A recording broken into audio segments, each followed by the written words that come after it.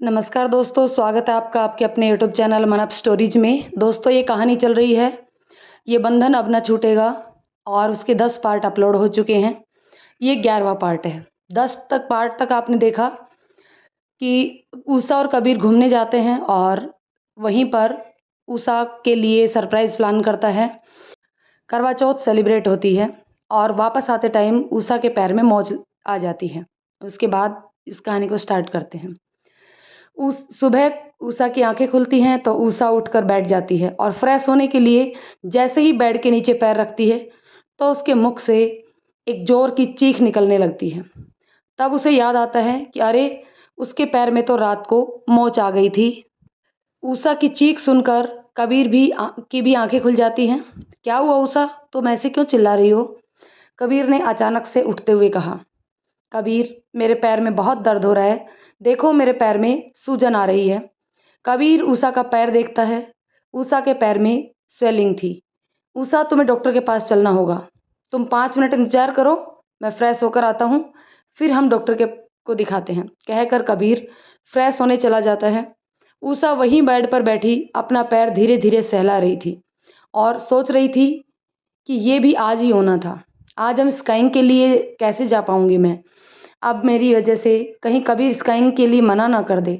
नहीं, मैं कबीर को मेरे साथ यहाँ नहीं रुकने दूंगी। और फिर छवि को भी तो कह रखा है ना, कबीर और छवि चले जाएंगे, मैं नहीं जा पाई तो क्या हुआ? 5 मिनट बाद कबीर फ्रेश होकर के वापस आ जाता है। कबीर, उषा तुम यहीं रुको, मैं अभी आया। और कबीर बाहर जाकर पता करता है कि यहाँ आसपास ऑर्थोपेडिक सर्जन है या नहीं। सर, यहाँ से बस कुछ ही दूरी पर पीजे हॉस्पिटल है जिसमें ऑर्थोपेडिक सर्जन है। कबीर उषा को सहारा देते हुए बाहर लाता है और डॉक्टर के पास लेकर जाता है। डॉक्टर उषा के पैर को देखता है। डॉक्टर, देखिए शायद माइनर फ्रैक्चर हो सकता है, आप एक एक्सरे करवा लीजिए। जी सर। कबीर उषा के पैर का एक्सरे करवाता है और ले जाकर डॉक्टर को दिखाता है। डॉक्टर एक्सरे को देखकर, देखिए फ्रैक्चर तो नहीं है, परंतु पैर की नसों में खिंचाव जरूर है। अभी मैं दवाई स्प्रे करके गरम पट्टी बांध देता हूँ, आपको रिलैक्स मिल जाएगा। ये दवाई लीजिए, आप इसे दिन में 3 से 4 बार स्प्रे करके गरम पट्टी बांध लीजिए। साथ ही साथ पैर को आराम करने दीजिए। जितना मोमेंट कम होगा उतनी ही जल्दी रिलैक्स मिलेगा।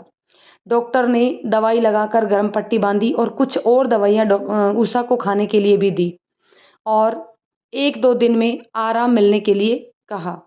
उषा और कबीर वापस होटल आ जाते हैं। टैक्सी से उतरकर उषा चलने की कोशिश करती है। कबीर, उषा तुम रूम तक पहुंचने में बहुत टाइम लगा दोगी, आओ मैं तुम्हें फटाफट लेकर चलता हूँ। नहीं कबीर, फटाफट के चक्कर में कहीं मैं दूसरा पैर न तुड़वा बैठूं। अरे, कहकर कबीर उषा को गोद में उठा लेता है और होटल में एंट्री करता है। तभी छवि भी एक टैक्सी में से उतरकर होटल में एंट्री करती है। कबीर द्वारा उषा को गोद में उठाए आते देख छवि, कबीर क्या हुआ उषा को? छवि, देखो कल शाम को उषा के पैर में मोच आ गई। अच्छा, कहीं फ्रैक्चर तो नहीं है? छवि ने पूछा। नहीं, फ्रैक्चर नहीं है, बस नसों में खिंचाव है, 1-2 दिन में ठीक हो जाएगा, कबीर ने बताया। तीनों होटल के रूम में जाते हैं। कबीर उषा को बेड पर बिठा देता है। उषा तुम बैठो। छवि की तरफ घूमकर, मैं नाश्ता यहीं लेकर आता हूँ, कहकर कबीर वापस नाश्ता लेने के लिए चला जाता है। छवि, उषा आपको ज़्यादा दर्द तो नहीं हो रहा? नहीं, पर जब पैर हिलता है तब दर्द होता है। तभी कबीर नाश्ता लेकर आ जाता है और तीनों नाश्ता करते हैं। नाश्ता करने के बाद छवि, आई थिंक कबीर उषा तो चल नहीं सकती, तो हम स्काइंग कैंसिल कर देते हैं। कबीर, हाँ, डॉक्टर ने वैसे पैर हिलाने से मना किया है, तो उषा बिल्कुल नहीं जा पाएगी। कोई बात नहीं छवि, तुम जाना चाहो तो जा सकती हो, मैं यहीं उषा के पास रुक जाता हूँ। नहीं कबीर, ऐसा नहीं होगा, तुम भी छवि के साथ जाओ, मेरे पैर का दर्द तो कोई बात नहीं, मेरे चक्कर में आप दोनों क्यों रुकते हो? नहीं, तुम नहीं जा रही हो तो मैं भी नहीं जाऊँगा, अब मैं भी तुम्हारे पास यहीं पर रहूँगा। हाँ उषा, कबीर सही कह रहा है, तुम्हारे बगैर हम नहीं जाएंगे, छवि कहती है। नहीं कबीर, तुम लोग जाओगे, घूम कर भी आओगे, स्काइंग भी एंजॉय करोगे, मेरे चक्कर में आपकी ट्रिप खराब हो, यह मैं बिल्कुल नहीं चाहती। और मैं जानती हूँ कबीर को स्काइंग का बहुत ज़्यादा शौक है। कबीर, दोबारा पता नहीं हम यहाँ कब आएंगे, और कभी ये मौका मिले ना मिले तुम इसे खराब नहीं करोगे। मैं यहीं पर ही आराम करती हूँ, तुम दोनों को मेरी बात माननी होगी। ऊषा के जिद करने पर कबीर, यह तो बहुत गलत बात है। ऊषा की जिद करने पर छवि और कबीर दोनों स्काइंग के लिए रेडी हो जाते हैं। कबीर, आज ठंड बहुत ज़्यादा है, बर्फ़बारी हो रही है। वैसे आज स्नोफॉल का आनंद ही कुछ और है। एक काम करो, तुम साथ चलो, तुम स्काइंग मत करना, तुम वहीं आराम से बैठ जाना, आते टाइम हमारे साथ वापस आ जाना। नहीं कबीर, मेरा यहीं आराम करने का मन है, प्लीज़ तुम जाओ आराम से।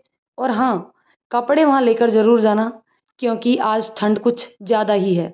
छवि और कबीर दोनों स्काइंग के लिए चले जाते हैं और उषा स्वीटी से बात करती है और उसे कल के सरप्राइज़ के बारे में बताती है। स्काइंग स्पॉट पर पहुंचकर कबीर और छवि स्काइंग किट लेते हैं और एक हेल्पर की मदद से स्काइंग करने लगते हैं। स्कीइंग कर ही रहे थे कि वहाँ अनाउंसमेंट होता है कि स्नोफॉल की रेट बढ़ रही है, मौसम लगातार ख़राब होता जा रहा है, इसलिए सभी लोग जल्दी से वापस आ जाइए।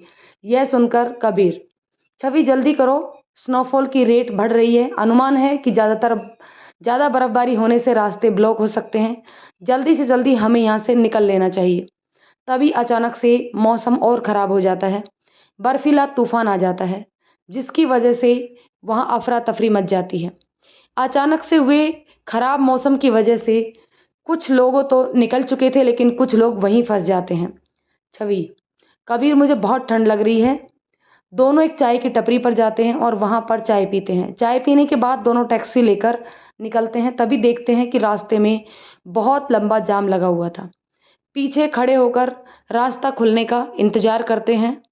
घंटे भर इंतज़ार करने के बाद भी उन्हें पता नहीं चलता कि आखिर जाम क्यों लगा है। तभी टैक्सी ड्राइवर टैक्सी से उतर कर आगे जाकर देखने की कोशिश करता है, तो पता चलता है कि बर्फ़बारी की वजह से आगे का रास्ता जाम हो चुका था। तभी वह किसी से पूछता है कितना समय लगेगा रास्ता साफ़ होने में, तो वहाँ के लोग बताते हैं कि साहब, आज तो मुश्किल है, क्योंकि जब तक स्नोफॉल नहीं रुकेगा तब तक तो कोई चांस नहीं है रास्ता साफ़ होने के। टैक्सी ड्राइवर वापस आकर देखता है कि टैक्सी की छत पर 4 इंच के आसपास बर्फ़ जमी थी। टैक्सी ड्राइवर कबीर से, सर, आज आपको यहीं कहीं आसपास रुकना पड़ेगा, क्योंकि जाम आज तो खुलने वाला नहीं है। बाहर बहुत ज़्यादा बर्फ़बारी है। हमारे टैक्सी पर भी देखिए 4-4 इंच तक बर्फ़ जमी हुई है। जब तक बर्फ़बारी नहीं रुक सकती, हम आगे नहीं जा सकते। क्या बात कर रहे हो? अरे, हमें होटल पहुंचना बहुत ज़रूरी है। ऊषा हमारा इंतज़ार कर रही होगी, वो अकेली परेशान हो जाएगी। हमारा पहुंचना बहुत ज़रूरी है। कबीर परेशान होते हुए कहता है, साहब, अब इसमें मैं क्या कर सकता हूँ? पहुंचना तो मेरा भी आज घर बहुत ज़रूरी था, क्योंकि आज हमारी शादी की सालगिरह है और मेरी बीवी ने मुझे कहा था कि आज मैं सालगिरह के मौके पर जल्दी घर आ जाऊं, परंतु मुझे तो लगता है कि हम कल तक घर नहीं पहुंच सकते। अरे, यह तुम क्या कह रहे हो? मुझे तो बहुत ठंड लग रही है। अगर यही हाल रहा तो मैं तो ठंड के मारे थोड़ी ही देर में जम जाऊंगी। कबीर, कुछ तो करो। चाय पीने के बाद तो मुझे फिर भी थोड़ी राहत मिली थी, परंतु अब मेरी ठंड तो और भी बढ़ती ही जा रही है। छवि ने परेशान होते हुए कहा, डोंट वरी, हम कुछ कर लेंगे। पहले तो मैं उषा को फ़ोन करके बता देता हूँ कि हम यहाँ फंस चुके हैं। तभी कबीर उषा को फ़ोन मिलाता है। हेलो उषा, बाहर मत निकालना, बाहर बहुत बर्फ़बारी हो रही है और हमारा रास्ता ब्लॉक हो गया है, इसलिए जब तक रास्ता नहीं खुलता हमें समय लगेगा। हो सकता है कि 2-4 घंटे में रास्ता खुल जाए। जैसे ही रास्ता खुलता है हम लोग वापस आएंगे। जैसी भी सिचुएशन होगी मैं तुम्हें बता दूंगा, मैं तुम्हें इन्फॉर्म करता रहूँगा। हमारी चिंता मत करना, तुम आराम से रहना और अपने पैर का ध्यान रखना। और हाँ, डॉक्टर ने तुम्हें पैर पर हल्की मालिश करने को कहा था, तो दवाई से हल्की मालिश करके गर्म पट्टी ज़रूर बांध लेना, वरना इतनी ठंड में तुम्हारा पैर ठीक होने में बहुत सारा वक्त लगेगा। ठीक है? ठीक है कबीर, कोशिश करना तुम जल्दी आओ। हाँ उषा, जैसे ही रास्ता खुलता है हम आते हैं। 2-3 घंटे इंतज़ार करने के बाद पता चलता है कि बर्फ़बारी इतनी बढ़ गई है कि रास्ता खोलने में कम से कम 15 से 20 घंटे लग जाएंगे। शाम के 4 बज चुके थे और मौसम ख़राब होने की वजह से अंधेरा भी होने लगा था। टैक्सी ड्राइवर साहब, आप यहीं पास में एक लॉज है, अगर आप चाहो तो उसमें आराम कर सकते हो, क्योंकि पूरे टाइम तो इस टैक्सी में नहीं रहा जा सकता। ठंड की वजह से आप लोग बीमार हो जाएँगे।